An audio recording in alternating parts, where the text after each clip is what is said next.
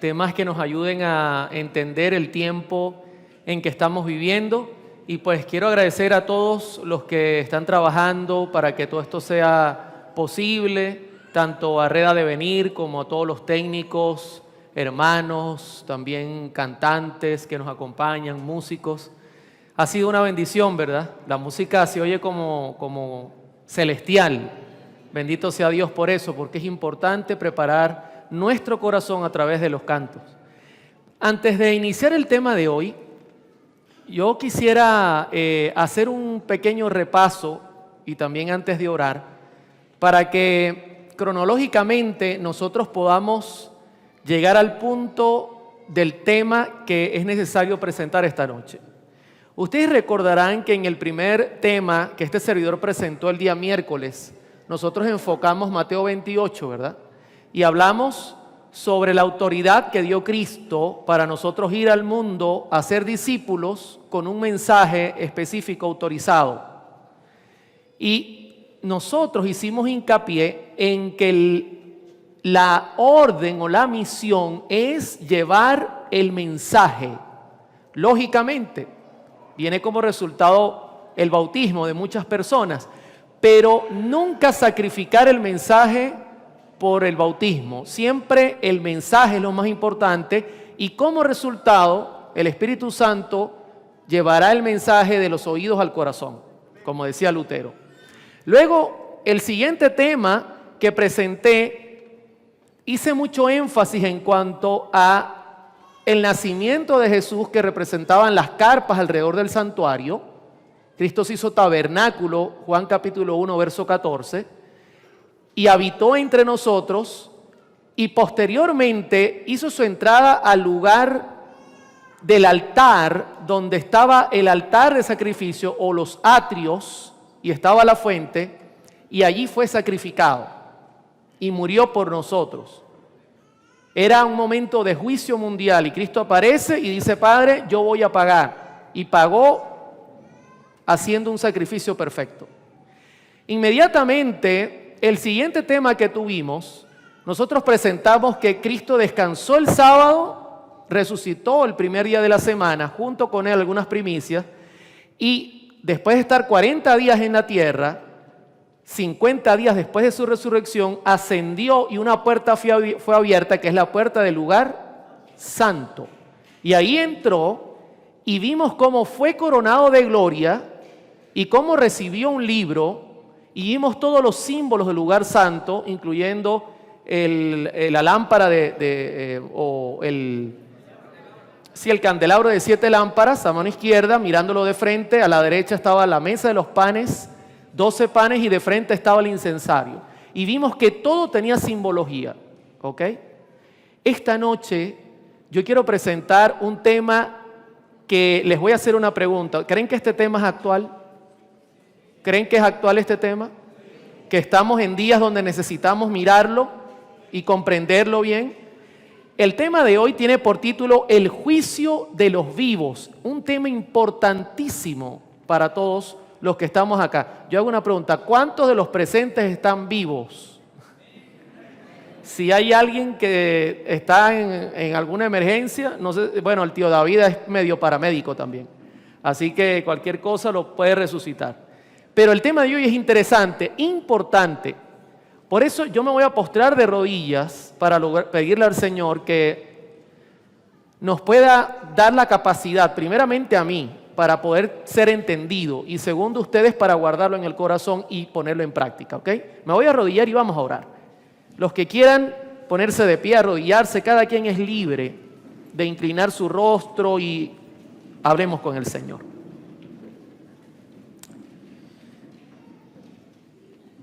Padre bendito, en esta noche hemos venido con el único fin de conocerte a ti y a tu Hijo Jesús, nuestro Salvador. Y a través de la influencia de tu Espíritu Santo, queremos rogar que tú sanciones el tema de hoy. Padre, sabes que humanamente nosotros somos débiles, somos vasos frágiles. Nuestra sabiduría es nada comparada con lo que tú eres. Por esa razón nosotros vamos a la fuente eterna de sabiduría. Como dice tu palabra en Santiago 1:5, si nosotros pedimos, se nos dará, y no poco, sino en abundancia.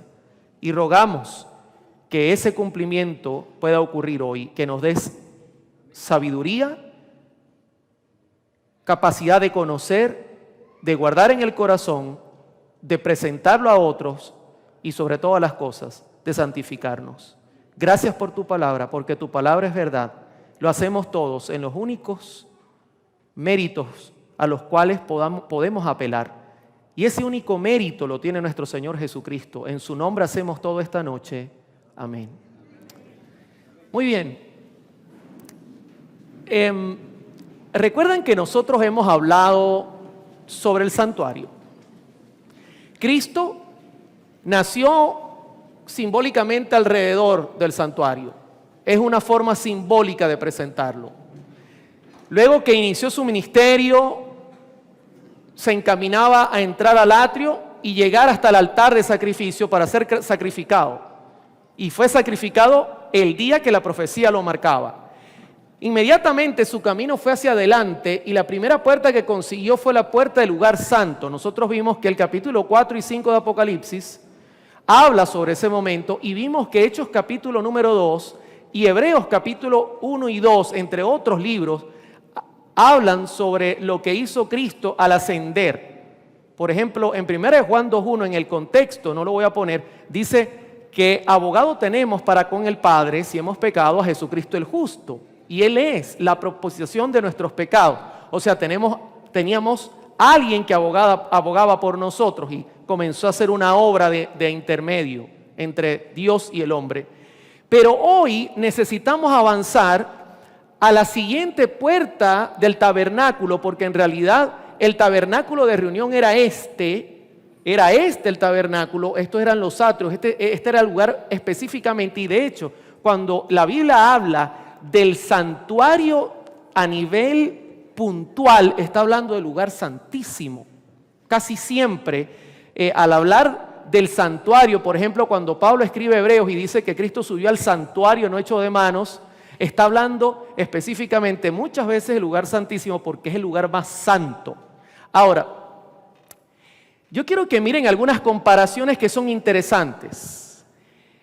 El día que el sumo sacerdote entraba en la tierra a oficiar en el lugar santísimo, ese día se le llamaba Yom Kippur o día del juicio.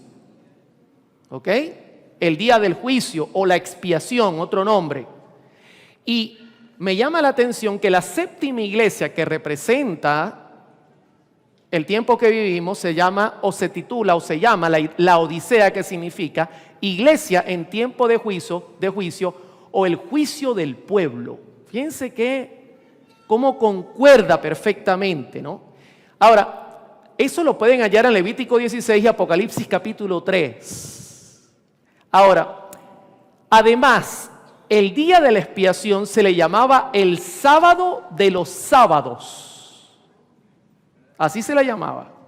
El sábado de los sábados. Porque, aunque había otros sábados ceremoniales, este era el único día, aparte del séptimo día de la semana, que Dios exigía que nadie hiciera ningún trabajo bajo pena de muerte. Aunque habían otros sábados ceremoniales, ¿ok? Este era un sábado totalmente consagrado, no podía haber ningún tipo de trabajo, tal cual era el sábado séptimo de la semana. Una característica interesante. Eso lo podemos mirar entre Levítico 23, 28 al 32. Aparte, el único día en el año que Dios exigía ayuno general era el día de la expiación. No había chance de que, bueno, es que yo tengo muchos días que... No. Había que ayunar y afligirse de espíritu. Era importantísimo. Cuando habla de afligirse de espíritu, en realidad está hablando de revisarse de pie a cabeza.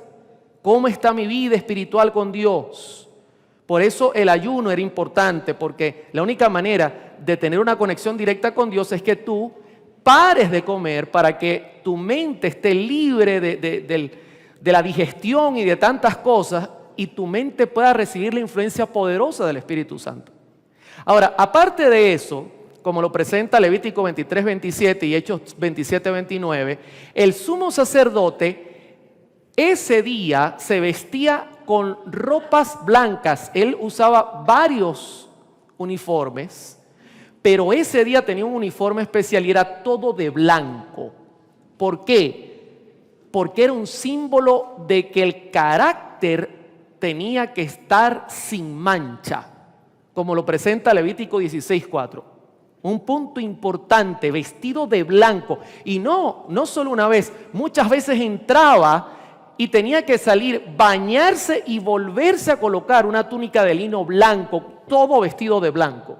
No lo hacía solo una vez, lo hacía varias veces. Ahora, aparte de mirar estos símbolos, fíjense, estamos en el tiempo de la Odisea, la séptima iglesia, la iglesia en tiempo de juicio. Aparte de que nosotros tenemos que estar como estamos los sábados, en un momento especial de adoración. Es el tiempo en que estamos viviendo ahora. Tenemos que enfocarnos hacia una verdad que es única. Aparte de eso, no es tiempo de andar de fiesta en fiesta dentro de las iglesias y haciendo fiestas como que sí. No. Es tiempo de estar revisándonos y haciendo ayuno en el buen sentido, de apartarnos de todo aquello que nos puede contaminar y nos puede apartar del Señor. No es tiempo de andar perdiendo nuestra vida en cosas que no valen. Y aparte, Dios espera conformar un carácter puro y santo para nosotros poder pasar la prueba. Fíjense la simbología.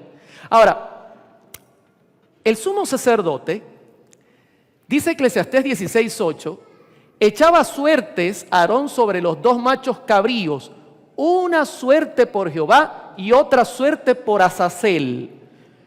Azazel y el macho cabrío tenían funciones distintas cada una. Ahora, yo quiero explicarle cómo era la actividad para que usted tenga idea y pueda entender la parte de la simbología claramente, porque es importante para yo entrar al tema de hoy.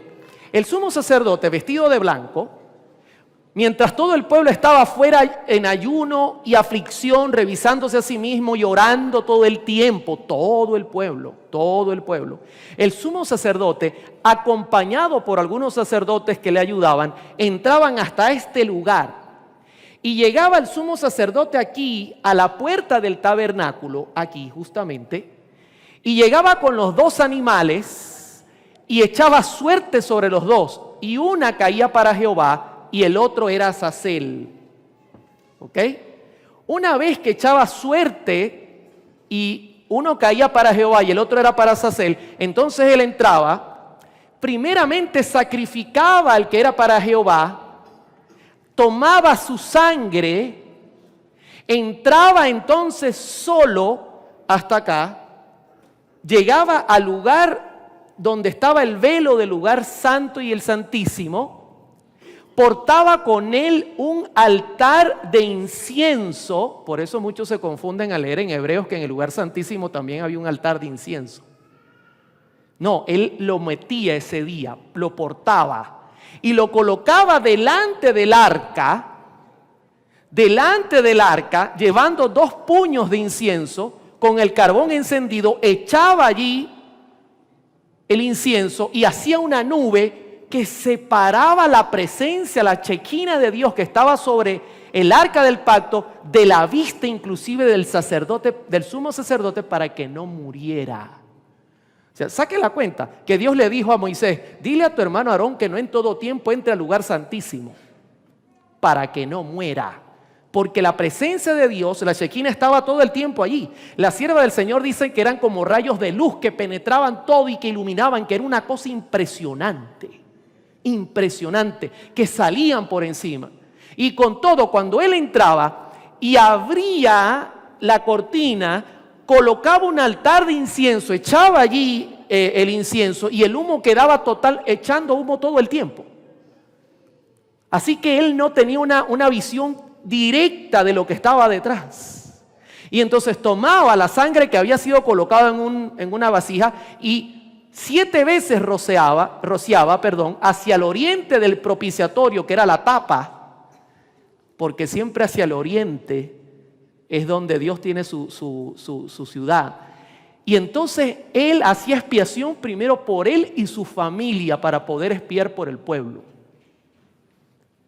Tremendo. Posteriormente, entonces, luego, valga la redundancia, lo hacía por el pueblo de la misma manera. Entraba, volvía a echar incienso, el pueblo oraba y esparcía 7 veces. Y aparte, purificaba el lugar santo y purificaba el lugar del atrio también. Era un acto muy solemne. El pueblo afuera oraba, por eso el incienso subía como símbolo de la oración del pueblo que estaba conectado con el sacerdote, y junto con él, por la fe, entraban al lugar santísimo. Ahora escúcheme bien, si sus pecados no entran a este lugar donde Dios está ministrando a través de Cristo, usted está en serios problemas. Porque la única puerta abierta donde Cristo está recibiendo hoy día y haciendo intercesión es esta. Aquí estaba el altar del incienso que habían llevado aparte y subía el humo y se paraba para que el sumo sacerdote no mirara directamente. Por esa razón, el mensaje tiene que ver con el Santísimo. Escúcheme bien lo que le voy a decir para que usted me capte con mucha mayor profundidad. ¿Saben a dónde están ascendiendo hoy día las oraciones de la mayoría de las iglesias, para no decir todas, aquí en el mundo? ¿Hasta qué lugar está llegando? Algunas hasta el altar, algunas hasta el lugar santo y algunas ni siquiera a ninguno de los dos. Y ahí no hay nadie. Y tiene comunicación con el mensaje. Tiene que ver con el mensaje. Mientras que la iglesia adventista que ha recibido un mensaje poderoso sabe dónde está ubicado Jesús y a través del mensaje y a través de la fe, entonces llega hasta allá. Entonces, ¿qué ocurría? Durante todo el año, los sacerdotes sacrificaban los animalitos que llevaban los adoradores y de dos formas portaban el pecado hacia el santuario, o a través de la sangre o comiendo la carne. Al entrar ellos portaban el pecado de aquel que había sacrificado. De igual forma, nosotros hemos con nuestros pecados manchado simbólicamente el lugar santísimo y Cristo ahora mismo está haciendo expiación, comenzando con los muertos, como lo vamos a estudiar en el tema de hoy. Hago una pregunta, ¿hasta aquí ha captado la parte matemática del lugar santísimo? Lo que hacía el sacerdote. ¿Estamos claros, verdad? Ok, entonces vamos a estudiar 3 puntos. Yo necesito su total concentración durante estos 3 puntos. El primer punto que yo necesito que usted entienda es ¿qué es el juicio? ¿Ok? Es el primer punto. ¿Qué es el juicio? Es muy importante. Una vez yo tuve este tema y habían varios abogados en el lugar. Así que disfruté mucho porque los juicios que se hacen en la tierra son muy parecidos al que se está haciendo en el cielo, con la diferencia que en el cielo no hay trampa. Aquí en la tierra se compran y se venden, pero en el cielo no se compra ni se vende nada. Todo es santo. Y fíjense lo interesante, Eclesiastés 12, verso 13 dice: el fin de todo discurso oído es este, teme a Dios y guarda sus mandamientos, porque esto es el todo del hombre. Porque Dios traerá toda obra a juicio juntamente con toda cosa encubierta, sea buena o sea mala. Claramente va a haber un juicio. No crea, hermano, que esto no, Dios va a juzgar sin tener en absoluto error en el juicio. La sierva del Señor, hablando de esto, dice: la intercesión de Cristo por el hombre en el santuario celestial es tan esencial para el plan de salvación como lo fue su muerte en la cruz. Con su muerte dio principio a aquella obra para cuya conclusión ascendió al cielo después de su resurrección.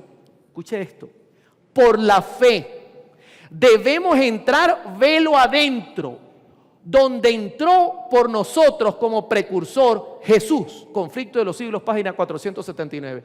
Cuando usted ora, Dios no baja a la tierra. Usted por la fe asciende al lugar santísimo. ¿Está entendiendo lo que estoy diciendo?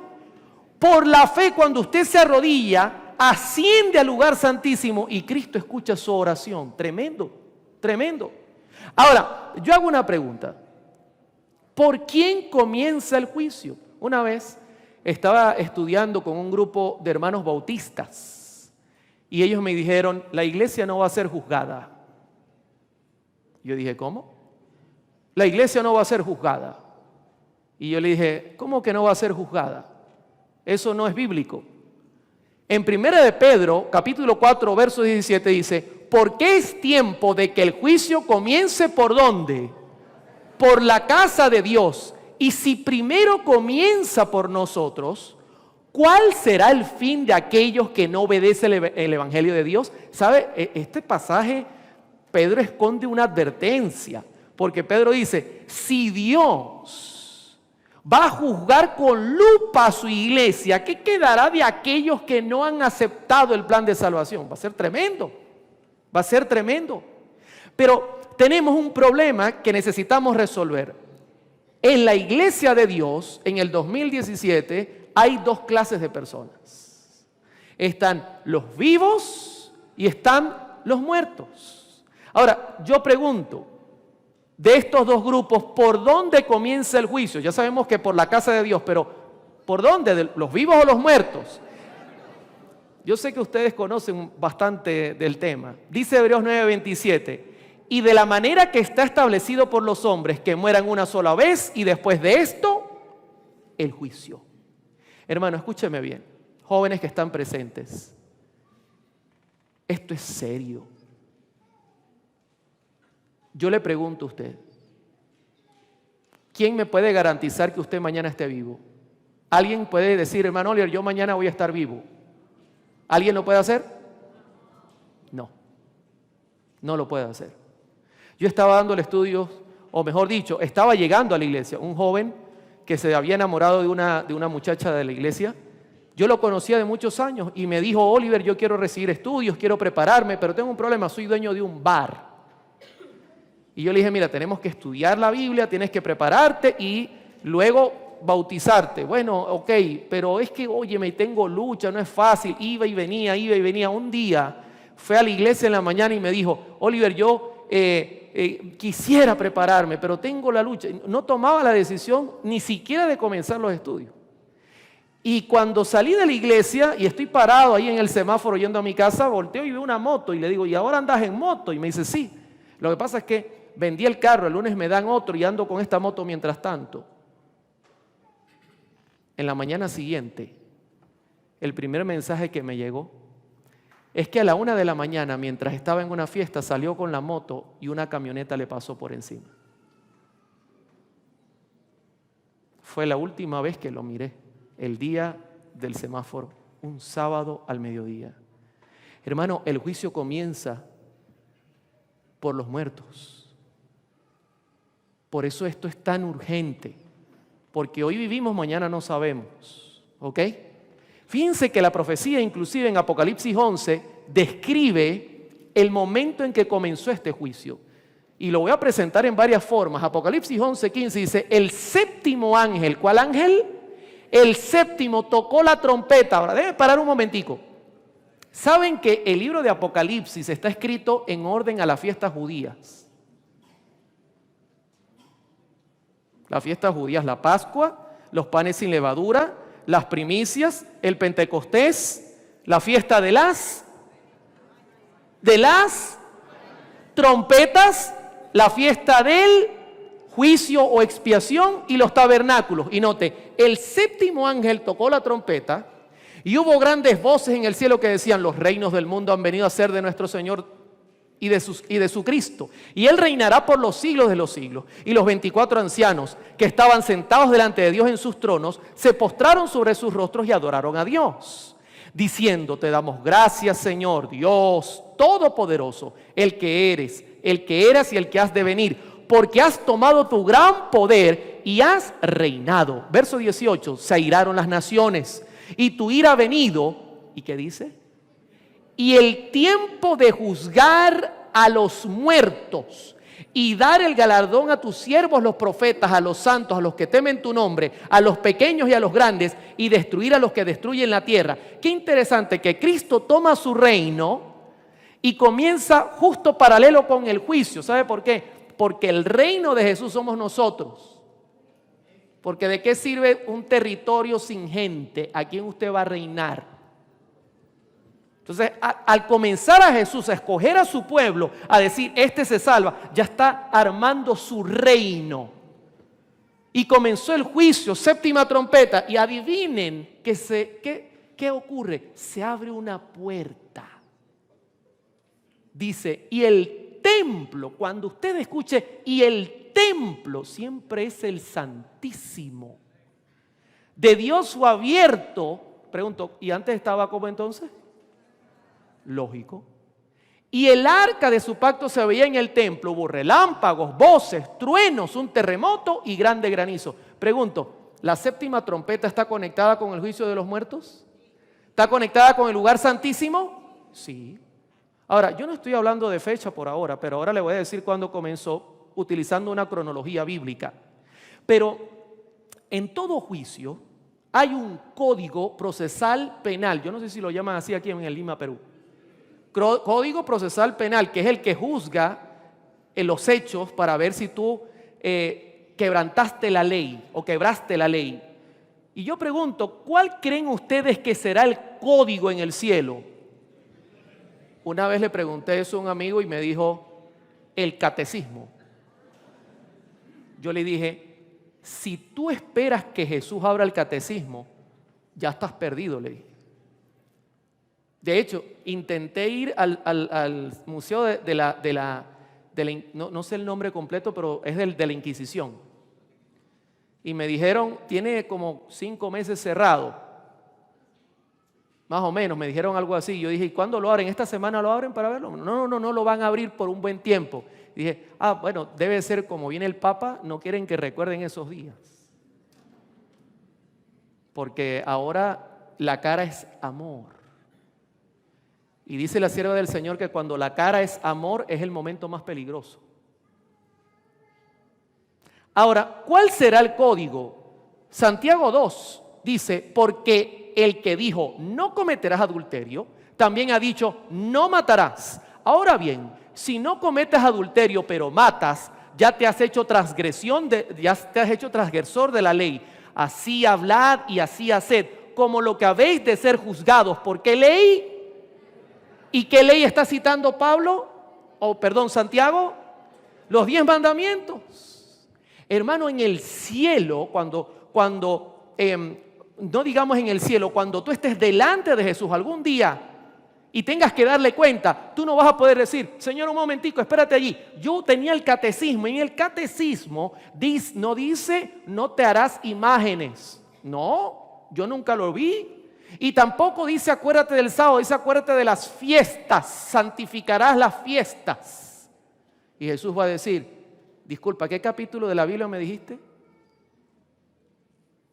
No, hermano, la ley de Dios, escrita con su dedo, con letras de fuego y presentada al todo el pueblo con poder y gloria, que nunca cambiará, que nunca se le quitará ni una tilde ni una iota, que es eterna. Salmo 111, 7 y 8. Esa es el código con el cual seremos juzgados.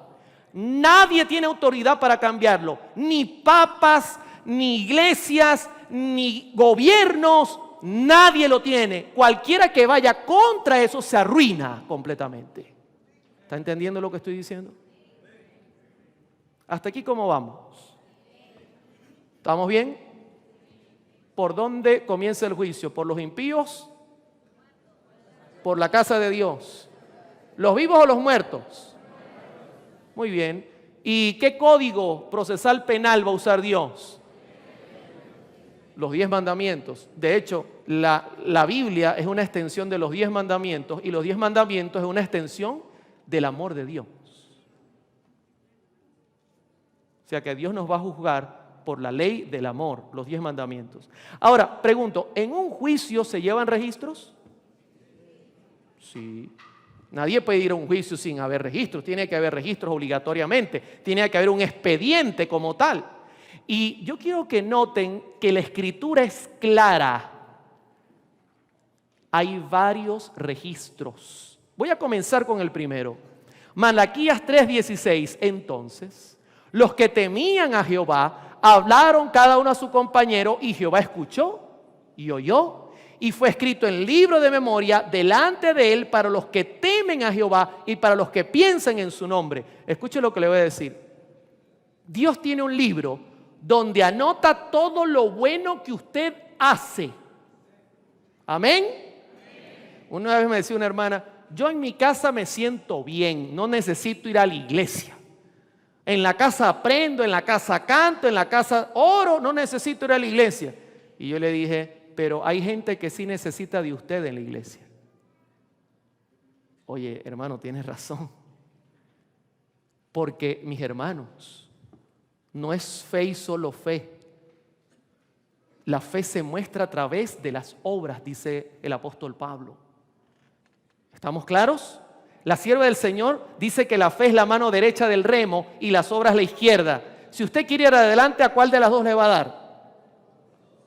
¿A la izquierda nada más? A las dos. Claramente, Nehemías confirma esto. Acuérdate de mí, oh Dios, en orden a esto, y no borres mis misericordias que hice en la casa de mi Dios y en su servicio. No borres, está escrita. Recuerda cuando estaba en Hechos capítulo 10 el centurión y estaba orando y baja un ángel y dice, sabes, Dios ha escuchado tus oraciones y ha visto que has construido un templo y ha visto tus obras. Anda pues y busca a un hombre. ¿Se dan cuenta cómo Dios lleva registros? Fíjense que la mala noticia es que también lleva registro de lo malo, y ese libro es el que está más lleno. Isaías 65:6 dice, he aquí que escrito está delante de mí, no callaré, sino que recompensaré y daré el pago en su seno por vuestras iniquidades, dice Jehová, y por las iniquidades de vuestros padres juntamente. ¿Está cómo? Escrito. Hermanos, increíble. Pero todo pecado está siendo anotado en un libro. Oculto o no oculto. Pensamiento o acción. Palabras, todo está siendo anotado. Fíjense que la hermana White lo pinta de una manera increíble. Y voy a citarlo en esta hermosa cita que se halla en el Conflicto de los Siglos, página 477. Así como los rasgos de la fisonomía son reproducidos con minuciosa exactitud sobre la pulida placa del artista, así también está el carácter fielmente delineado en los libros del cielo. No obstante, cuán poca preocupación se siente respecto a ese registro que debe ser examinado por los seres celestiales. Si se pudiese descorrer el velo que separa el mundo visible del invisible y los hijos de los hombres pudiesen ver a un ángel apuntar cada palabra y cada acto que volverán a encontrar en el día del juicio, ¿cuántas palabras de las que se pronuncian cada día no se dejarían de pronunciar? ¿Cuántos actos no se dejarían sin realizar? Tremendo. Este lugar está lleno de ángeles de Dios. ¿Y saben con quién vinieron? Con usted, conmigo. Usted dirá, pero hermano, no hay espacio, el ángel mío seguro está lejos y no me está viendo. Yo estoy seguro que están encima. El que no los ve es usted. Y lleva nota de todo, inclusive Dios le abre para que miren el pensamiento. Todo perfectamente como si fuera una fotografía tuya, está registrado en el cielo. Pero aparte de esto, de estos dos, hay otro libro más, que es el libro de la vida. Dice Lucas 10:20, pero no os regocijéis de que los espíritus se os sujeten. No, que gran predicador, predica y echa fuera demonios. No, dice, regocijaos de que vuestros nombres estén escritos en los cielos. Interesante. Pero ¿sabe? No todos los nombres están inscritos en los cielos. Hay condiciones. en Apocalipsis 21:27 dice, no entrará en ella ninguna cosa inmunda o que hace abominación y mentira, sino solamente los que están inscritos en el libro de la vida del Cordero. O sea, no cualquiera está escrito en la vida del libro de la vida. Y saben, me llama la atención porque mucha gente tiene la idea que si yo me voy de la iglesia, entonces Dios borra mi nombre. No. Una vez usted decide por Cristo, su nombre queda escrito. Y aunque se vaya, su nombre será revisado. ¿Cómo lo sabemos? Dice la sierva del Señor, Conflicto de los Siglos, páginas 474. A medida que los libros de memoria se van abriendo en el juicio, las vidas de todos los que hayan creído en Jesús pasan ante Dios para ser examinadas por Él. Empezando con los que vivieron los primeros que vivieron en la tierra, nuestro abogado presenta los casos de cada generación sucesiva y termina ¿con quién?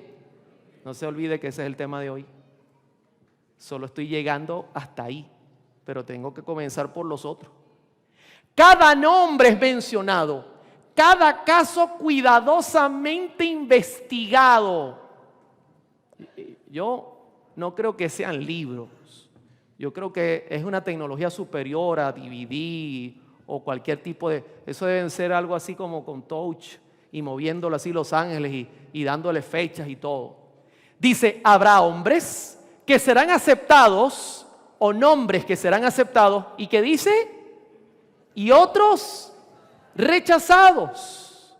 Noten que cuando la persona se va de la iglesia, de una vez no viene un ángel a borrar. No, él queda anotado. En caso de que alguien tenga en los libros de memoria pecados de los cuales no se haya arrepentido, o sea que los pecados no entraron al Santísimo, y que no hayan sido perdonados, su nombre será borrado del libro de la vida. Y escuche, esto es terrible.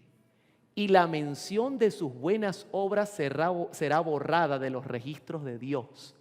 Entonces, ¿qué es lo que queda nada más en los libros? ¿Qué queda? Las malas. Tremendo. Tremendo, mis hermanos. Se borra todo lo bueno. ¿Recuerda usted, Señor, en tu nombre hice milagros? Gabriel, revisa. No hay. En tu nombre profeticé. Gabriel, revisa. No hay. En tu nombre eché fuera demonios. Gabriel, ¿puedes revisar? No hay. Nunca te conocí. En griego es mucho más duro. En griego dice, no te reconozco. Tremendo. No te reconozco. Porque fue borrado todo lo bueno y lo único que miro es tu registro malo. Punto. Lo que quiere decir que si usted lleva una vida santa de 70 años en la iglesia, cuidado y se resbala ahora en los 70, porque las obras anteriores no cuentan. Cuentan las que está haciendo hoy. La salvación está en tiempo presente, no futuro ni pasado. ¿Estamos claros? Ahora, hasta aquí cómo vamos, porque yo los veo muy serios. Quédense tranquilos, relájense, respiren profundo. Tranquilos, que el poder no viene de abajo, viene de arriba. Amén. Gloria a Dios. ¿Quién es el juez? Yo quiero hacer aquí una encuesta. ¿Quién es el juez? No, sabemos que es Dios. No se lo va a dejar a los ángeles, pero ¿quién? Dios, hemos visto que es Padre, Hijo, Espíritu Santo. ¿Cuál de los tres? Vamos a hacer algo para hacerlo sencillo, porque yo aquí estoy sintiendo como que se hablaran en lengua. ¿Cuántos creen que es el Padre? Levanten su mano. ¿Cuántos creen que es el Hijo? Levanten su mano. ¿Cuántos creen que el Espíritu Santo? Levanten su mano. Ok. Leamos. Hechos capítulo 10. Y nosotros somos testigos de todas las cosas que Jesús hizo en la tierra de Judea y en Jerusalén. Verso 39. A quien mataron colgándole en un madero. A Jesús, levantó Dios al tercer día e hizo que se manifestase no a todo el pueblo, sino a los testigos que Dios había ordenado de antemano, a nosotros que comimos y bebimos con Él después que resucitó de los muertos. Verso 42. Y nos mandó que predicásemos al pueblo y testificásemos que Él es el que Dios ha puesto por juez de vivos y muertos. Tremendo. ¿Quién es el juez? ¿Sabe por qué? Porque a usted lo tiene que juzgar un hombre que haya vivido la misma situación que usted vivió y que haya logrado vencer con el mismo poder que usted vencerá. Gloria a Dios. Tiene que ser así. No puede ser de otra manera. No puede haber otra manera. No tendría sentido ni justicia. Ahora, hay un detalle, ¿no? Que en todo juicio, aparte de un juez, hay un abogado y hay un fiscal que acusa, ¿sí o no? Sí. ¿Usted cree que en este tipo de juicio que está viendo también lo hay? Vamos a ver quién es quién. En 1 de Juan 2:1 dice la palabra: hijitos míos, estas cosas os escribo para que no pequéis. Y si alguno hubiere pecado, abogado tenemos para con el Padre, a Gabriel, al abogado que representó a O.J. Simpson, el Dream Team de O.J. Simpson. ¿A quién? A Jesucristo el justo. Pero es que aquí hay un problema. El abogado es el mismo juez. Yo presentaba el tema y una persona decía así: no puede ser, eso no es normal. El abogado que le va a representar a usted es el mismo juez. Óyeme, si usted con esa palanca no sale libre, en Venezuela llaman palanca, no sé cómo lo llaman en Lima. ¿Cómo? Ya, uno nada más. Vara. Si con esa vara usted no se salva, yo no sé con qué vara se va a salvar. El mismo abogado que lo... Imagínense que usted esté metido en tremendo problema, pero usted es inocente y lo sabe. Y entonces viene el abogado y le dice: te tengo una buena noticia. ¿Cuál es la noticia? Yo voy a ser tu juez y soy tu abogado que te defiende. Bendito sea Dios. ¿Ya hay garantía? ¿Sabe por qué Jesús es el abogado? Porque es el único que no pecó y es el que pagó, y además es un ser humano y Él sabe lo que nosotros estamos luchando y entonces va a abogar. Tremendo. Bendito sea su nombre, mis hermanos.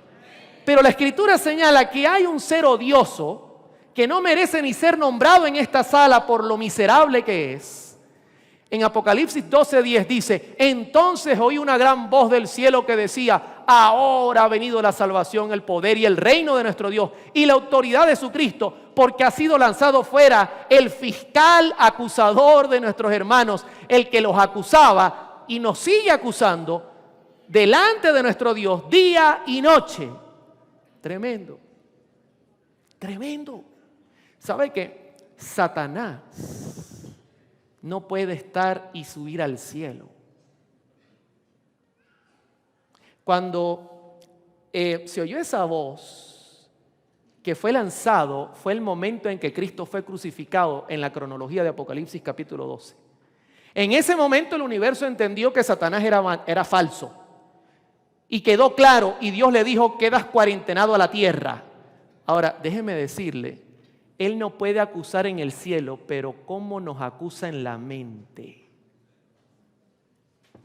¿Cómo te dice que eres un miserable y que soy un miserable y que no mereces vivir y que tus pecados te han separado y te daña psicológicamente y te prepara las trampas? Y luego que te prepara la trampa y tú caes y una mujer viene, te hace con el ojo y tú vas con ella. Entonces dices: te dije que tú eras un miserable, te das cuenta y tú te sientes... Es un ser increíblemente inteligente para el mal. Que el Señor lo reprenda y que lo saque de nuestras mentes. Porque sabe una cosa, hermano, si Él no tuviese esa influencia y no usara todo lo que tiene a su alrededor para llenarnos nuestra mente de ideas locas y dañadas, nosotros comprenderíamos el plan de salvación y nos arrodillaríamos y aceptaríamos a Jesús con inmediatez. pero él trabaja. Quizás es lo único bueno que tiene, que trabaja incansablemente, pero lo mejor que tiene Dios es que trabaja 1.000.000 de veces más.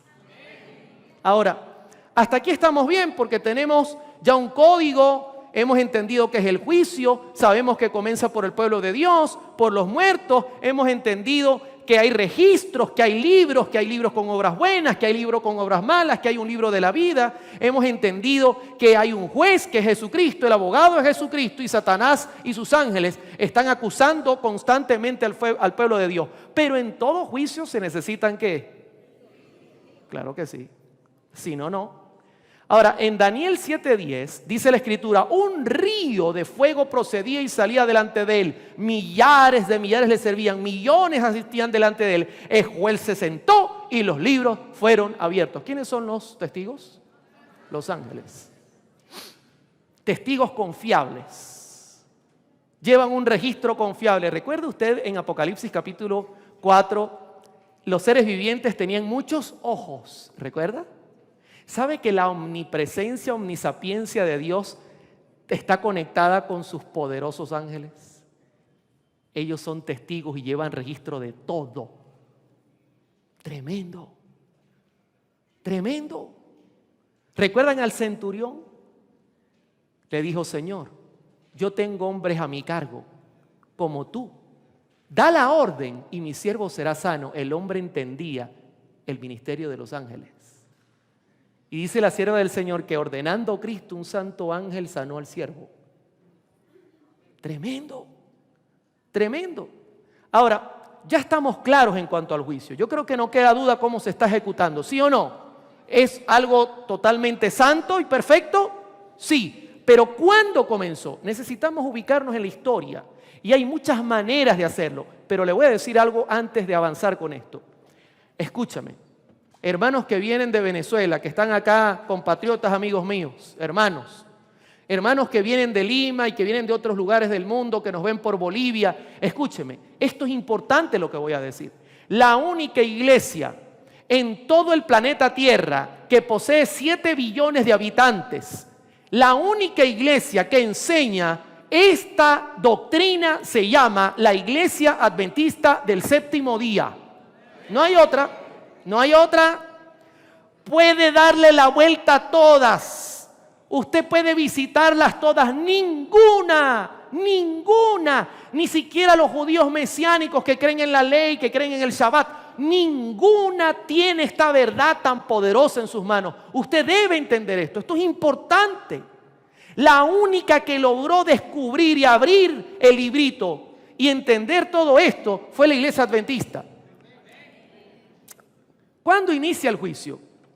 Mateo 24 dice, entonces aparecerá la señal del Hijo del Hombre en el cielo, y entonces lamentarán todas las tribus de la tierra y verán al Hijo del Hombre viniendo sobre las nubes del cielo, con poder y gran gloria, y entonces habrá un juicio.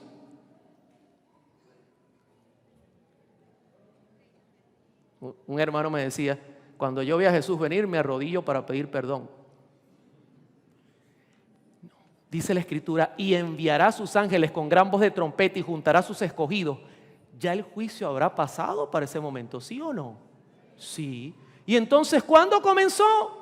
Como adventistas creemos que fue el 22 de octubre de 1844. Solamente voy a hacer una pincelada de por qué lo creemos. Fíjese, mirando la sucesión de bestias que vio Daniel según sus épocas de crecimiento y de muerte, dijo Daniel, yo miraba en visión y aquí que los 4 vientos del cielo combatían en la gran mar. Habían luchas, guerras, porque cada reino entró con guerras.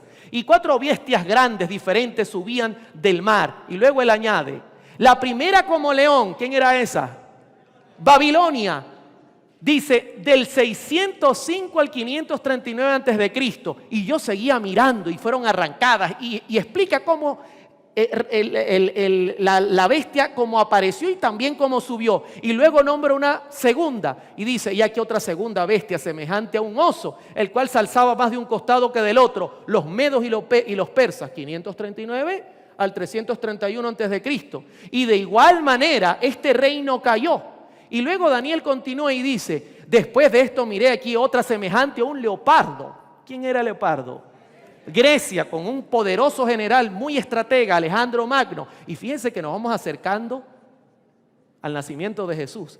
331 al 168 antes de Cristo dominó.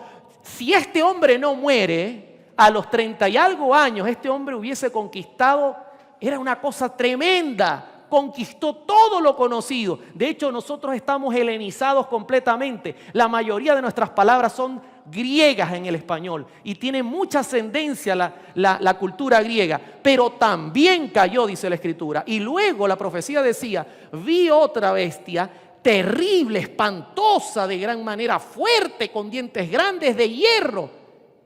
Roma, 168 antes de Cristo, 476. De hecho, Cristo nació durante la época del Imperio Romano. Usted recuerda, ¿quién fue el que persiguió y trató de matar al niño? Sí, estaba gobernando el Imperio Romano. Y luego dice que este imperio se dividiría.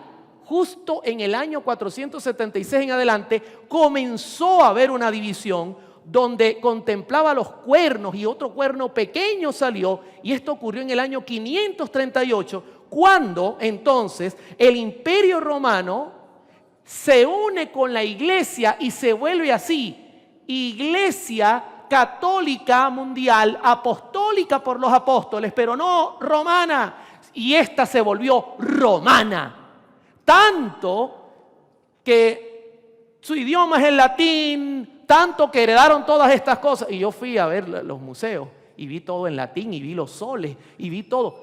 Siguen con la misma idea. Y gobernó del 538 a 1798. Pero esto es como una película. Daniel dice, yo vi una, vi la otra, vi la otra, vi la otra. Y de repente cambia la escena. Cambia la escena de estar viendo bestias. Es como cuando usted está viendo una película, como por ejemplo, ¿cómo se llama esta película nueva que acaba de salir? Que son carros que van rápido y chocan y... Ah, sí, pero si yo le pregunto cómo se llama, por ejemplo, la esposa de Lot, eso sí no sabe. Pero si le digo cómo se llamaba la mujer de Marc Anthony, usted sí sabe, ¿verdad? Y aparece, de repente la escena se corta. Daniel llegó al año 1798 cuando el papado recibió la herida mortal. Yo le preguntaba al guía en las catacumbas que fui a ver, le preguntaba, ¿qué año pasó eso? 1700. ¿Qué año pasó lo otro? Y le decía a mi esposa, todavía tenían la espada de la Inquisición en la mano. Y entonces me preguntaba, pero ¿y todo ese poco de huesos son qué, mártires? No, los mártires no merecían estar en el templo, ni debajo del templo, ni en los cementerios. Esos los enterraban, los quemaban o los echaban a los ríos. Por eso quería ir al Museo de la Inquisición. Y le dije al guía, ¿dónde están los herejes? Y me dijo, los herejes están fuera, no podían ser enterrados aquí. Tremendo.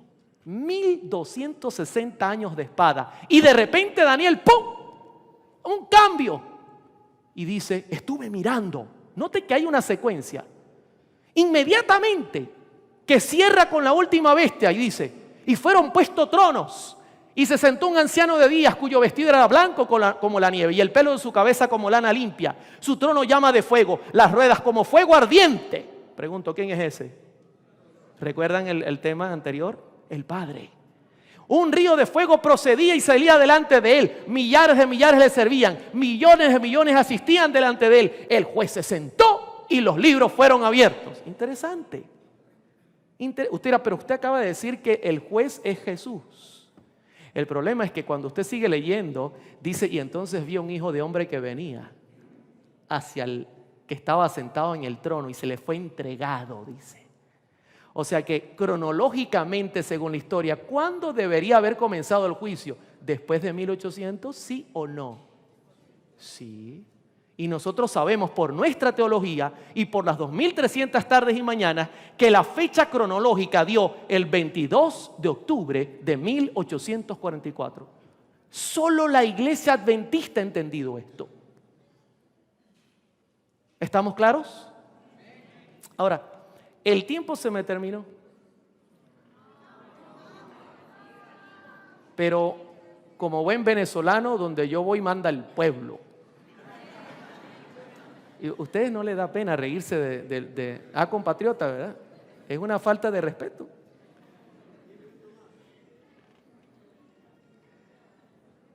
El juicio de los vivos. Este es un tema tremendo.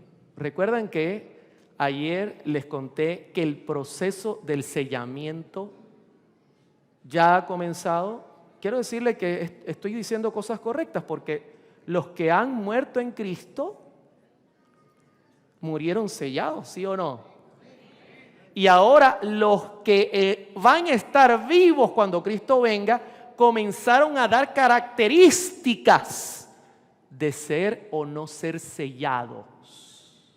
Ahora, ¿qué del juicio de los vivos? ¿Qué evento lo va a activar? Voy a hacer otra vez la pregunta. ¿Cuál es el evento anterior que marca las profecías bíblicas? El último evento que tengamos cerca, anterior, el más cerquita, que marcó un cambio profético. No tengan miedo, hermano, que aquí nada más las cámaras estoy saliendo yo, ustedes no están siendo grabados. ¿Quién? ¿Qué año? Claro, ese fue el último evento. Ahora, de ese evento, ¿cuál es el próximo evento que el pueblo adventista tiene todas las cámaras, lupas y todo puesto? La ley dominical. Ahora, ¿usted cree que tenga relación con el juicio de los vivos? Mire, nunca en la tierra pasa algo si primero pasa en el cielo. Tiene que pasar primero arriba. La sierva del Señor dice: solemnes son las escenas relacionadas con la obra final de la expiación. Incalculables son los intereses que ésta envuelve. El juicio que se lleva ahora adelante en el santuario celestial. Esta obra se viene realizando desde hace muchos años. ¿Cuánto tiempo? Cumplimos en el 22 de octubre, cumplimos no recuerdo cuántos exactamente, lo tenía anotado, pero se me fue. Unos cuantos ya han pasado. Pronto, yo quiero que note que ella está hablando en términos de tiempo. Nadie sabe cuándo, no en términos de evento, sino de tiempo. Yo no sé cuándo. Yo no sé, y yo no vengo a hablar de fechas, yo no sé cuándo. Nadie sabe cuándo les tocará ser juzgados a los vivos, pero sí dio señales claras de advertir cuál sería el evento. Y se lo voy a presentar. En Apocalipsis 7, usted recordará que nosotros le pasamos una pinceladita y dice: después vi a 4 ángeles en pie sobre los 4 ángulos de la tierra, que detenían los 4 vientos de la tierra, que son guerras y todo lo que ha de venir cuando esto se suelte, para que no soplase sobre la tierra, lugar poco poblado, sobre el mar muy poblado, ningún árbol, hombres, porque el ciego cuando comenzó a ver dijo: veo árboles, y luego se le aclaró la vista y eran hombres. Vi también otro ángel que subía de donde sale el sol, el oriente, donde está la Nueva Jerusalén, donde está el santuario, y tenía el sello del Dios vivo, y clamó a gran voz a los ángeles, a quienes se les había dado el poder de hacer daño a la tierra y al mar: no hagáis daño, dijeron, ni al mar, ni a la tierra, ni a los árboles, hasta que hayamos sellado en sus frentes a los siervos de nuestro Dios. Y oí el número de ellos, de los sellados, 144,000 sellados de todas las tribus de Israel, de los hijos de Israel. Ahora, siguiendo la secuencia de lo que ella vio, paralelo a esto, dice: se pone una señal sobre cada uno de los hijos de Dios, tan ciertamente como fue colocada una marca sobre las puertas de los hogares de los hebreos para librar a este pueblo de la ruina general. Dios declara, aquí está la señal: les di mis días de reposo para que fuesen por señal entre mí y ellos, para que supiesen que yo soy Jehová, que los santifica. ¿Qué nos dio? El sábado. Pero ¿sabe una cosa que me llama la atención? El sábado jamás será un sábado santo para nosotros si los otros días nosotros estamos cerca del Señor. Por eso la gente se aburre en la iglesia el sábado, porque vive metido en las fiestas del mundo, en la televisión del mundo, en los juegos del mundo, en la música del mundo, y luego quiere venir a santificarse en el sábado. Mentira, mis hermanos. Los días anteriores tenemos que vivir en santidad para disfrutar del sábado.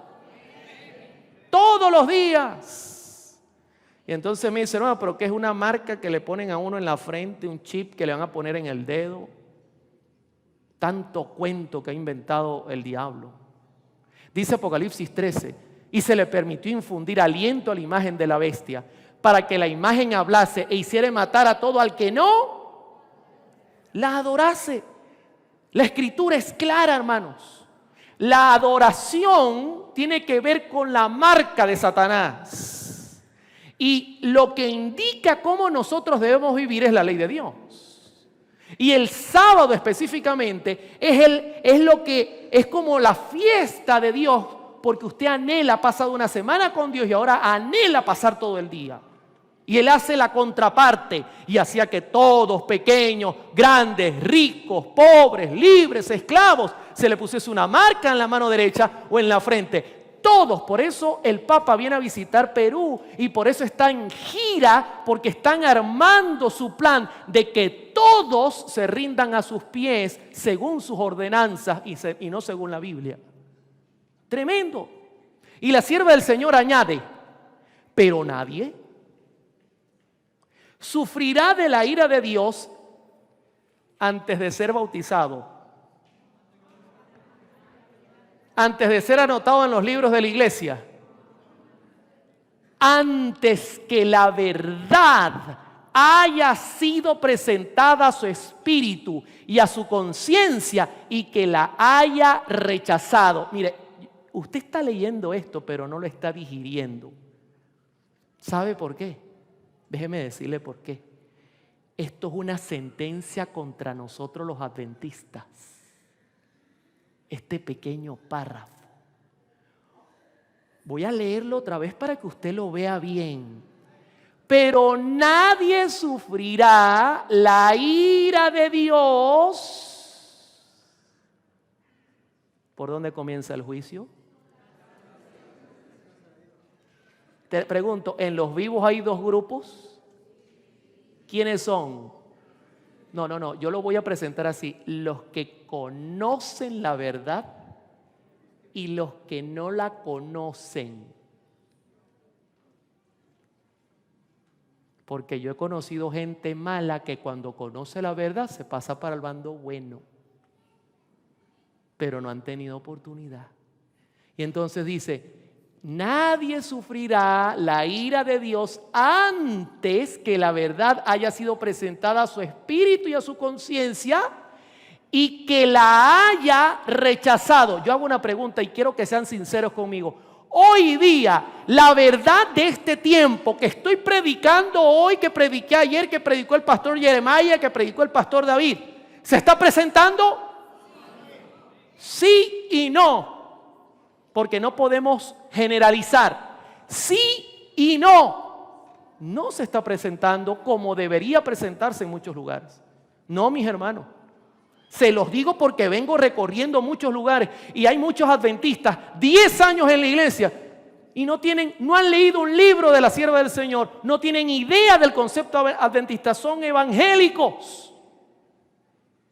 Y no solamente, hay mucha gente que conoce la verdad, pero se ha influenciado tanto con el mundo que ya hoy, siendo adventistas, han rechazado la verdad. Y usted le dice, mira, ese rock que estás tocando no alaba al Señor. Y está tan empobrecida su conciencia que dice, yo lo veo bien. ¿Están entendiendo lo que estoy diciendo? En su misericordia, Dios protegerá a los que no han recibido la verdad, pero los que la han rechazado ya, hermano, son los primeros que van a comenzar a ser tocados por la ira de Dios. Y sigue diciendo, hay muchas personas que no han tenido jamás oportunidad de oír las verdades especiales. ¿Para cuándo? ¿Para cuándo? Pregunto, si yo viniera acá una semana y el primer día les vengo a hablar, Zaqueo, baja del árbol, vamos a que voy a cenar en tu casa y hago el llamado. Y al otro día, no, mira, samaritana, arrepiéntete. Y al otro día voy así, predico 2 semanas. Pregunto, ¿prediqué la Biblia? Sí, prediqué la Biblia. ¿Pero prediqué el mensaje para este tiempo? Qué confusión tan grande que estamos teniendo. Semanas evangelísticas, fiestas, porque mucha gente toma decisión. ¿Bajo qué mensaje? Porque yo pudiese traer aquí un evangelista de cualquier iglesia evangélica y haría el mismo trabajo, pero no haría nuestro trabajo. ¿Qué es este? Note, hay muchas personas que no han tenido jamás oportunidad de oír las verdades especiales para nuestros tiempos. Jesús está en el Santísimo, ahí tiene que entrar todo el pueblo que se salve, no para atrás.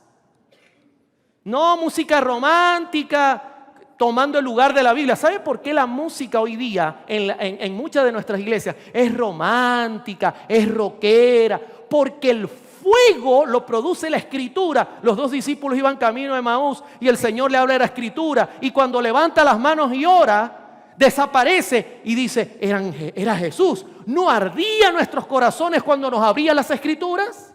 Entonces, como no hay ese fuego, porque ese fuego es el que nos debe hacer hoy movernos, mirar lo que está pasando, mirar la visita del Papa, mirar lo que pasa con los huracanes, mirar lo que pasa dentro de la iglesia, y el fuego de la profecía no debe apagarse. Entonces, como no está pasando, vamos a montar un show para que la gente, aunque sea, pase su tiempo ahí. Por amor a Dios, eso es perder el tiempo. Eso es como en Venezuela, que cuando hace poco se quemó una casa a 2 cuadras de la mía, cayó un cable y la prendió en candela, y los bomberos andaban dando vueltas por todos lados y no hallaban la casa. Y la casa ardía y no hallaban la casa, andaban perdidos buscando la casa y la casa ardía. Llegaron, ya la casa iba por la mitad, sacaron la manguera y de repente la manguera revisa el tanque. Cuando viene el tanque, no hay agua. Y la casa ardía y la mujer lloraba. Así andamos nosotros, dando vuelta y vuelta y ardiendo todo alrededor, y nosotros andamos como que si fuera jugando. La obligación de observar el 4º mandamiento no les ha sido jamás presentado según los judíos mesiánicos. ¿Qué dice? Bajo su verdadera luz. ¿Sabe cuál es su verdadera luz? Su verdadera luz es que cuando usted vive una vida consagrada al Señor, entregada al Señor, dedicada al Señor, el sábado es un deleite. Y cuando el sábado es un deleite, usted tiene reflejado el carácter de Jesús. Y cuando venga lo que venga, usted va a decir, usted me puede hacer lo que quiera, pero yo amo al Señor del sábado. Es una protección que externamente dirá a quién pertenecemos nosotros. Eso no lo predica nadie. Hablan es de reposar nada más. Aquel que lee en todos los corazones y prueba todos los móviles, no dejará que nadie que desee conocer la verdad sea engañado en cuanto al resultado final de la controversia. El decreto no será impuesto estando el pueblo a ciegas. Esto es tremendo. Esto es tremendo. ¿Sabe por qué? Porque se nos ha enseñado que después de la ley dominical es que vamos a predicar.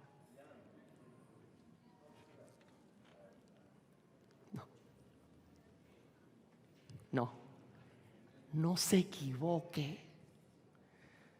No tengo tiempo de citar todo, pero le hago una pregunta. Mateo 24:14, ¿qué dice?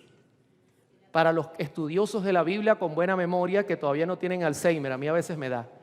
Y será predicado este evangelio del reino a todas las naciones, y entonces vendrá. ¿Y saben que está escrito cronológicamente? Mateo 24 está escrito en un orden cronológico. Pero escúcheme bien, y será predicado el evangelio para todas y se verá al fin. Verso 15. Y cuando veáis, ¿qué viene primero, la predicación o la abominación? Ahora usted entiende por qué vinimos a Lima. Eso se tiene que cumplir. Aquí no va a haber, mire, escúcheme, yo lo digo con todo el respeto, aquí no va a haber autoridad que lo detenga, porque esto es un decreto del cielo y está autorizado por el cielo. Aquí no va a haber gobierno que lo detenga, no va a haber sistema que lo detenga. Esto tiene que ocurrir. ¿Sabe por qué? Porque todo lo demás está ocurriendo y esto no puede ser lo que falte. El Papa está llegando a todos lados, está logrando confundir a la gente, está logrando entrar al Congreso norteamericano. Todos los huracanes están acabando con todo. La impiedad que se respira. Gracias a Dios, aquí en Lima no hay homosexualidad. Ah, sí hay, ¿verdad? Entonces, como dijo Billy Graham, si Dios no castiga a esta generación, entonces tendrá que pedirle perdón a los sodomitas y a la gente que vivía en Gomorra, dijo. Por fin dijo algo bueno. ¿Y usted cree que esto no se va a cumplir? Claro que se tiene que cumplir. El decreto no será impuesto estando el pueblo a ciegas. Cada cual tendrá la luz necesaria para tomar una resolución consciente. ¿Me está entendiendo? O sea, en pocas palabras, Dios no te puede juzgar, no lo puede hacer si tú no conoces la ley. No lo puede hacer. Es como que yo me subo aquí y ¡pum! Me agarren preso. ¿Y qué pasó? No, es que nadie se podía subir. Pero es que, ¿y dónde lo dice? No lo dice, pero igual va preso. Y lógico, ¿verdad? No lo puede hacer. Usted no puede llegar a un juicio y no saber su expediente, no saber qué fue lo que dañó. No, no puede, eso es ilegal. ¿Está entendiendo? Tiene que ser consciente la resolución. Yo tengo que tener claro por qué me van a juzgar, para saber de qué lado me voy a poner, para saber si voy preso o si soy libre. Ahora, noten esto. El sábado será la gran piedra que toque o de toque de lealtad, pues es el punto especialmente controvertido. Mire, esto es una cosa increíble y es cierta. Hable usted cualquier cosa a favor del sábado y en contra del domingo y las piedras no paran. Usted va a cualquier iglesia y predican los 9 mandamientos, pero no el sábado. Una piedra de tropiezo terrible. Cuando esta piedra de toque le sea aplicada finalmente a los hombres, ahora noten el juicio. El mundo se enteró. La gente lo supo. Hermano, pero allá hay unos árabes, lo van a saber. No, pero en el África hay una tribu, lo van a saber. Yo vi el 11 de septiembre en vivo por CNN, cuando el avión se metió dentro del edificio, la mujer de CNN dijo, otra bomba explotó. Y yo estaba en la radio, una radio secular donde trabajaba todavía, y le dije al locutor, no fue una bomba, yo vi el avión en vivo. Oliver, eso es una noticia delicada. Si yo digo que fue un avión y es una bomba, di que fue un avión, yo lo vi. Y luego dijo, fue un avión, dijo el locutor de nuestra radio. Y luego la mujer dijo, arreglo lo que dije, no fue una bomba, fue un avión. Nosotros vamos a hacer noticia. Allá los árabes aplaudían, los niños hacían fiesta por lo que estaba pasando en el 11 de septiembre. Nosotros vamos a hacer la noticia en el mundo. Tremendo. Y luego note esto. Entonces se trazará la línea de demarcación entre los que sirven a Dios y no les sirven. Escojan. Pregunto, ¿hay un juicio ahí? ¿Se traza una línea para que uno escoja, sí o no? Sí hay. Y mire, mientras la observancia del falso día de reposo, domingo, pregunto, ¿el Papa que viene a promocionar? El Laudato Si. Nuestra casa común, que es la tierra. Guardemos el domingo por amor a la tierra. Los huracanes, todo esto es culpa de que Dios está ofendido. Qué inteligencia, ¿no? En obedecimiento a la ley del Estado y en oposición al cuarto mandamiento, será una declaración de obediencia a un poder que está en oposición a Dios. La observancia del verdadero reposo, sábado, en obediencia a la ley de Dios, será la señal evidente de lealtad al Creador. Y fíjense, termina ella diciendo, mientras una clase de personas, al aceptar el signo de la sumisión a los poderes del mundo, ¿qué dice? ¿Al qué? Al aceptar, pregunto, ¿están claros que están aceptando algo habiendo recibido la información? Sí. ¿Están quebrantando la ley sabiendo que la ley está escrita con el dedo de Dios? Sí, entonces Dios puede juzgar. Dice, recibe la marca de la bestia, la otra por haber, noten el juicio, escogido el signo de obediencia a la autoridad divina, recibirá, ¿qué cosa? El sello de Dios. Entonces yo hago una pregunta. ¿Qué evento desencadena el juicio de los vivos? La ley dominical. Pero Dios es mala gente. Dios va a dejar al mundo en oscuridad. No, no lo va a hacer. Así como en los días de Jonás, la orden era: voy a destruir Nínive. Y Jonás llegó. Y la ciudad era 3 días de camino. Y recorrió la ciudad. Y pregonó el mensaje. Y el pueblo se arrepintió. Así en cuestión de poco tiempo el mundo entenderá quién es Dios y cuál es su santa ley. Y usted sabe quién debe hacer el trabajo. Nosotros. Por eso se ha levantado oposición, porque el diablo él sabe que le queda poco tiempo y no quiere que el mundo comprenda la verdad del conflicto. No estoy diciendo, hermanos, que dejemos de predicar a Cristo crucificado, porque si no es por su obra santa, nadie se salva. No estoy diciendo que dejemos de predicar muchas verdades importantes, pero esta verdad hay que predicarla. Yo hago una pregunta esta noche. ¿Cuántos entendieron el tema? Hermanos, el tiempo es corto. Mañana voy a presentar un tema donde claramente usted va a ver que Dios ha dejado una lámpara que arde para alumbrar y que todas las verdades resplandezcan en este momento necesario.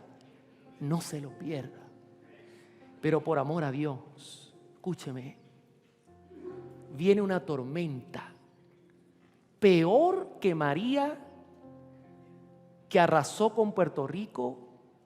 Viene una tormenta cuyo no hay pluma que la pueda describir. Una tormenta terrible. Yo quiero que usted imagine que viene una tormenta acompañada por vientos huracanados, truenos, relámpagos, lluvia, inundación, terremotos, incluyendo para Lima. Y usted está monitoreando la tormenta con equipos. Y usted la mira y mira ese monstruo venir. ¿Cuál debería ser su deber? Salir y decirle a la gente: todo está bien, hagamos fiesta, nadie se preocupe, no hay nada de qué preocuparse. Es más, nadie prepare nada, vamos a hacer fiesta. Y se acerca la tormenta y usted mira y calcula y dice: no va a quedar nadie vivo. Y usted no abre su boca para decir nada. Yo le hago una pregunta: ¿quién será el responsable de los millones que morirán en Lima y en el mundo? Usted, que está delante del monitor mirando la tormenta. Hermanos, el mensaje que la iglesia debe proclamar ahora es este, porque esto es una emergencia. Ya las luces comenzaron a brillar. Son pequeñas, muy tenues, pero comenzaron a brillar. Yo, por favor, les hago un llamado: comiencen a brillar. Este mundo oscuro, la sierva del Señor vio una lucecita, otra lucecita, otra lucecita. Pocas lucecitas. Señor, ¿cómo vamos a hacer? Pocas. Y de repente comenzó una iluminaria alrededor del mundo. Luces que se conectaban y llevaban el mensaje preciso para este tiempo. Eso es profético, mis hermanos. Por favor, prediquen lo que está viniendo. No callen, mis hermanos. Hablen de Jesús. Presenten a Jesús como el ser más maravilloso que hay en el universo. Pero este es un mensaje de salvación. Necesitamos estar preparados. El mundo está por entrar en una crisis cuyo ojo nunca ha mirado. Y usted lo sabe. Sobre sus hombros está la responsabilidad de anunciarlo, de decirlo. Por favor, ya basta de ocultar nuestro mensaje bajo la mesa como si nos diera vergüenza. Tenemos todo a la mano. Todo se está cumpliendo. Todas las evidencias se están cumpliendo. Todo lo tenemos a la mano. Por favor, alcemos la voz. Por amor a Dios. Lima está llena de personas que al escuchar este mensaje, el Espíritu Santo impactará su vida y serán transformados. Pero ¿sabe? Uno anda como Jonás, asustado, huyendo hacia el contrario, durmiendo ahí al fondo del barco y la tormenta meciéndose y el hombre dormido ahí. Hermano, por amor a Dios, le hago una pregunta esta noche. ¿Quiere ser una lucecita? Por favor, póngase de pie. Ya va un momento, porque parece que es un botón. Piense lo que estoy diciendo. Esto amerita sentarnos, estudiar las profecías, entender todo, hablar con autoridad, con propiedad y decir lo que es, pero con todo en la mano. Amerita, no es tiempo de andar mirando quién está haciendo aquello, no es tiempo de nosotros afligirnos. Escúcheme, si usted no sale del bullicio que hay aquí, del desastre, que su mente va a estar contaminada y no contemplará las verdades eternas. Necesita haber un cambio profundo para que la mente reciba esto. Esto tiene tiempo escrito. ¿Por qué no lo vemos? Porque estamos embotados del pecado. Y lo cuestionamos. Y decimos, son fanáticos. ¿Soy fanático al ver la tormenta y querer anunciar? ¿Soy fanático? ¿Cuánta gente se salvó en Puerto Rico porque alguien levantó la voz? Miles de millones. Apenas murieron como 14 personas, más o menos, de un huracán horrible, mis hermanos, pero porque alguien levantó la voz. No nos dé pena dar el mensaje. El que quiera rodearse conmigo, por favor, lo puede hacer.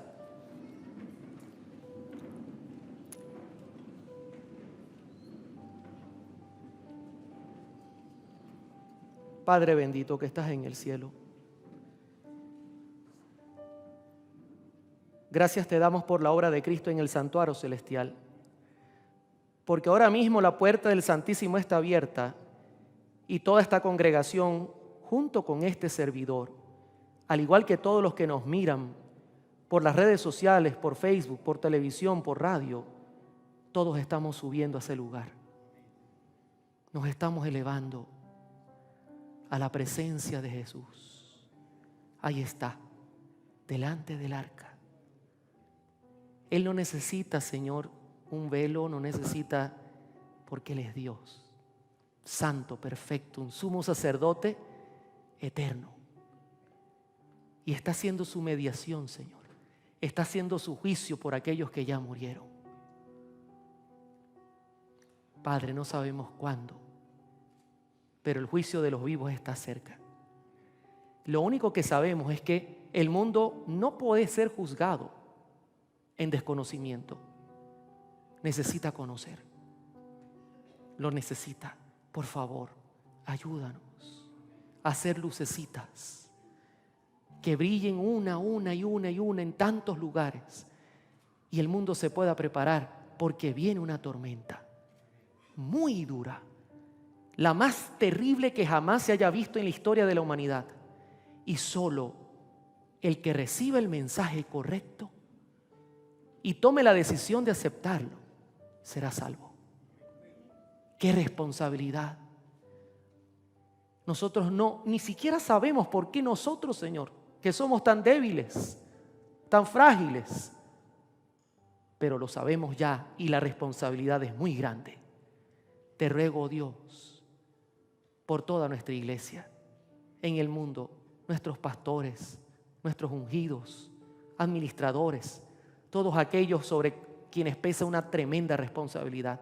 Oh Dios, derrama tu espíritu sobre ellos también, sobre todos nosotros, que seamos uno contigo, que se cumple la promesa, la oración de Jesús, que sean uno, así como tú, Padre, y yo somos uno, y que como un solo pueblo, un solo corazón, el mensaje sea uno, y la gloria de Dios ilumine la tierra. Gracias, Señor. Danos tu espíritu como nunca. Lo invocamos, lo pedimos, lo solicitamos con urgencia. Perdona nuestros pecados. Ayúdanos a comernos la Escritura todos los días, a orar más, a santificarnos, a dejar lo malo, a botar todo lo que nos daña, a ser vasos limpios, porque ya las gotas de tu Espíritu están cayendo y pronto será una lluvia torrencial que inundará el planeta. Todo lo invocamos, Señor, y lo pedimos y lo solicitamos, invocando el santo y bendito nombre de nuestro sumo sacerdote, aquel que es el juez y abogado y que se sienta a tu lado como Dios, en el nombre sagrado de nuestro capitán, Cristo Jesús. Amén y amén y amén.